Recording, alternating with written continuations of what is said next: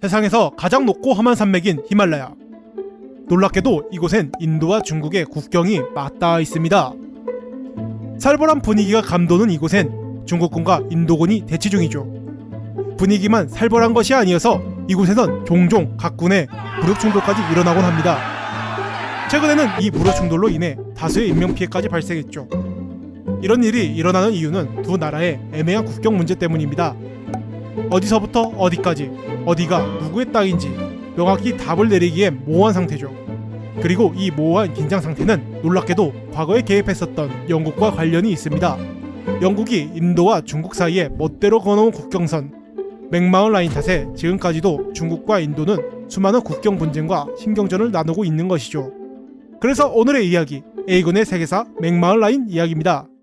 때는 영국이 맥마운 라인을 그어버리기 전 신의 혁명으로 중화민국이 중국 대륙에 들어섰을 때로 거슬러 올라갑니다.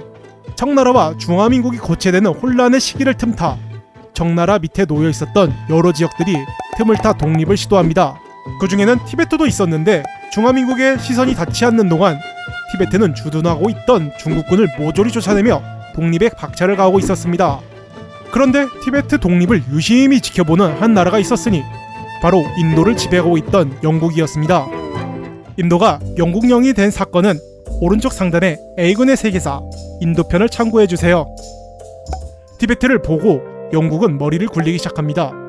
영국의 도움으로 티베트를 독립시킨다면 티베트를 완충국으로 만들어 중국의 잠재적인 위협을 완화하는 한편 중국을 견제까지 가능할 거라는 계산을 마쳤죠. 그래서 영국은 티베트의 독립을 돕기 위해 많은 무기와 자본을 지원해줍니다. 이 덕분에 티베트에는 안전하게 독립정부가 들어설 수 있게 되었죠. 이때 영국의 계획을 실현시켜줄 존재가 등장하니 영국의 외교관이자 맥마운 라인의 창시자 헨리 맥마흔이 등장합니다. 맥마흔이 티베트와 인도의 관계를 유심히 살펴보니 인도와 티베트 사이의 국경이 명확하지 않는 것을 찾아냅니다. 옛부터 지대 자체가 고지대인데다가 워낙 험하고 척박한 탓에 막연하게만 정해져 있었죠.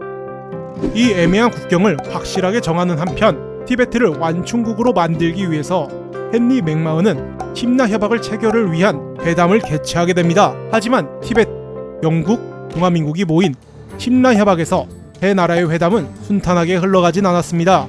맥마운 라인, 티베트와 인도 간의 국경을 새롭고 확실하게 그어놓자는 영국의 제안에 중국이 크게 반발한 것입니다.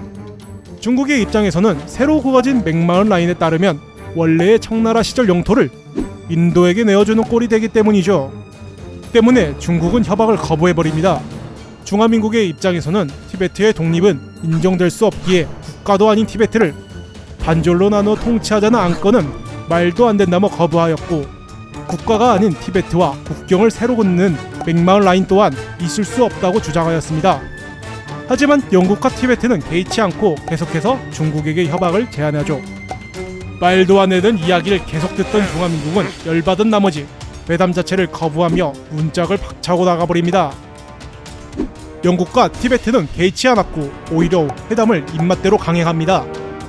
그 결과 중화미국 없는 심나 협약은 영국과 티베트 두 나라가 승인한 것으로 체결되었고 티베트는 온전히 독립하게 되고 인도와 티베트의 국경도 맥마운 라인으로 좋을 대로 그려져 티베트 남부 지역을 영국에게 넘겨주게 되죠.